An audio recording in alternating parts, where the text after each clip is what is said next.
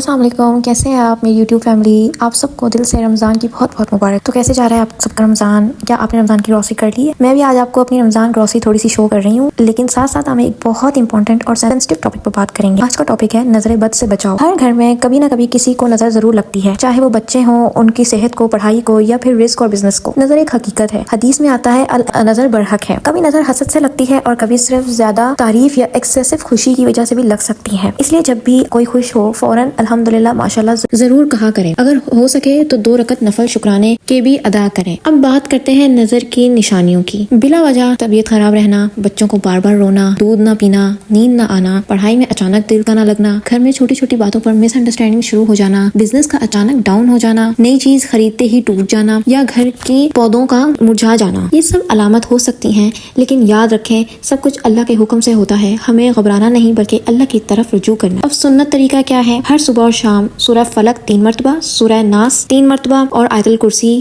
1 مرتبہ پڑھنی ہے۔ اس کے بعد دونوں ہاتھوں پر پھونک مار کر اپنے چہرے اور جسم پر پھیر لینا ہے۔ یہ بالکل سنت طریقہ ہے۔ ایک اور پاورفل طریقہ جو اس کو رقیہ کہا جاتا ہے، آپ وہ بھی کر سکتے ہیں، جس میں آپ نے 3 دفعہ سورہ فاتحہ، 3 دفعہ آیت الکرسی، 3 دفعہ سورہ ناس، 3 دفعہ سورہ فلق، 3 دفعہ سورہ بقرہ کی آخری 2 آیت آپ نے اپنے اوپر دم کرنی ہے اور پانی پہ دم کرنا ہے اور اس کو پی لینا ہے۔ اگر آپ چاہیں تو تھوڑا سا زیتون کا تیل لے کر ان صورتوں اور دعا پڑھ کر اس پر دم کر لیں، پھر ہلکا سا ماتھے پر اور سینے پر لگا لیں۔ بچوں کے لیے صرف ماتھے پر لگا دیں۔ گھر میں روز قرآن پاک کی تلاوت کریں، خاص طور پر سورہ بقرہ۔ جس گھر میں سورہ بقرہ پڑھی جاتی ہے وہاں سے شیطان دور ہو جاتا ہے اور سکون آتا ہے۔ سورہ بقرہ میں اپنے پرسنل ایکسپیرینس سے کہوں گی اور سجیسٹ کروں گی آپ لوگوں کو کہ ضرور سورہ بقرہ کو اپنی زندگی کا حصہ بنائیں۔ سورہ بقرہ آپ کو بہت مشکلوں سے نکالتی ہے۔ آپ کی زندگی میں جتنی بھی بڑی مشکل ہو، روزی کی مشکل ہو، آپ کی جاب نہ ہو، آپ بے روزگار ہو گئے ہو، ٹھیک ہے، آپ کی اولاد نہیں ہو رہی ہے، آپ کے رشتہ نہیں کہیں پہ ہو رہا، کوئی نیک رشتہ آپ کے در پہ نہیں آ رہا، تو آپ سورہ بقرہ کو ضرور اپنی زندگی میں شامل کریں۔ سورہ بقرہ کو پڑھیں، لازمی پڑھیں،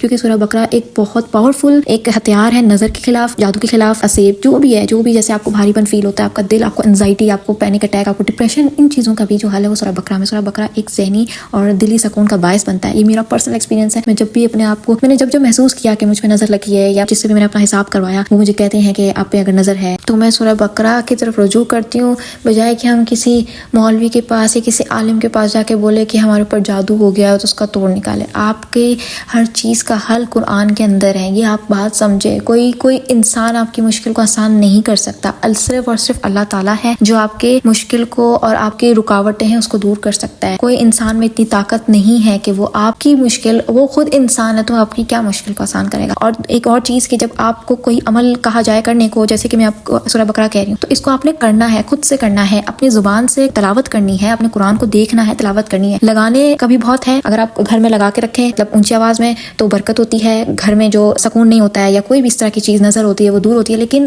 زیادہ فضیلت اس چیز کی ہے کہ آپ خود پڑھیں، آپ اپنے منہ سے پڑھیں، اس کو پانی پہ دم کریں اور پئیں اور اپنے چاروں گھروں کے کونوں پانی چھڑک دیں۔ اس سے آپ کے گھر میں بھی برکت ہوگی، آپ کی زندگی میں بھی سکون آئے گا، آپ کے اوپر سے جو بری نظر ہے وہ ہٹے گی۔ ایک اور چیز بھی سورہ بقرہ کے حوالے سے کہوں گی کہ اگر آپ کی زندگی سے کوئی چلا گیا ہے، کوئی آپ سے ناراض ہو گیا، یا آپ کا پیار بھی ون سائیڈڈ ہے، چاہے وہ کسی بھی رشتے میں ہو، سورہ بقرہ از دا بیسٹ ہے۔ سورہ بقرہ کو اپنی زندگی میں لے کر آئیں، ضرور لے کر آئیں۔ یہ آپ کی اتنی مشکلوں کو آسان کریں گے کہ آپ مجھے دعائیں دیں گے۔ آپ نے خود سے پڑھنا ہے، لگا کے بھی رکھیں، اس کی بھی فضیلت ہے، لیکن آپ خود سے پڑھیں گے تو اس کی زیادہ فضیلت ہے۔ اور تیسری چیز بلکہ وہ یہ ہے، ضروری نہیں ہے کہ آپ عربی میں پڑھیں، ٹھیک ہے۔ قرآن جو نازل ہوا ہے وہ اس لیے ہوا ہے کہ ہمارے سمجھنے کے لیے نازل ہوا ہے، کہ ہم اس کو سمجھیں، کیونکہ ہماری زندگی گزارنے کا طریقہ ہمیں بتاتی ہے اور آخرت کو بھی سنبھالنے کا طریقہ وہ بتاتی ہے۔ تو آپ کو کوئی کہتا ہے اگر کہ عربی میں زیادہ فضیلت ہے، ترجمے میں زیادہ فضیلت نہیں ہے، ایسی بات نہیں ہے۔ قرآن کا مقصد ہی سمجھنا ہے، قرآن کا مقصد صرف پڑھنا نہیں ہے کہ آپ کو کچھ سمجھنا ہو، جب جسٹ آپ پڑھے جائیں، اس طرح نہیں ہے۔ آپ نے اس کو سمجھنا ہے۔ سمجھنے کے لیے اگر آپ اردو میں پڑھتے ہیں قرآن تو اس کی بھی وہ اتنی ہی فضیلت ہے جتنی عربی کی ہے، ٹھیک ہے۔ اللہ آپ کے دلوں کی نیتوں کو جانتا ہے، ٹھیک ہے۔ اللہ جانتا ہے کہ آپ کس نیت سے پڑھ رہے ہیں، کیا کر رہے ہیں۔ آپ اس کو اردو میں پڑھیں، ترجمے میں پڑھیں، تاکہ آپ کو ایک ایک لفظ جو اللہ تعالیٰ آپ سے بات کر رہا ہے آپ کو سمجھ آئے کہ اللہ تعالیٰ کیا کہنا چاہ رہے ہیں۔ اور ایک اور ضروری بات، اپنی خوشیاں ہر جگہ شو کرنے سے پرہیز کریں۔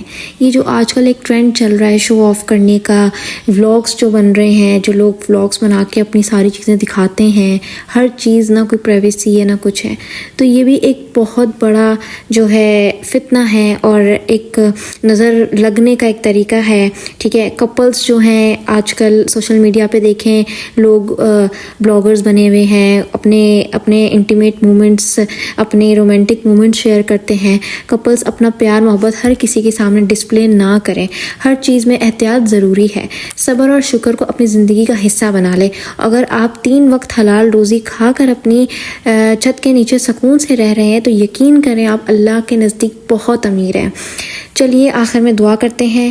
یا اللہ ہم کو ہر بری نظر حسد اور مصیبت سے محفوظ فرما.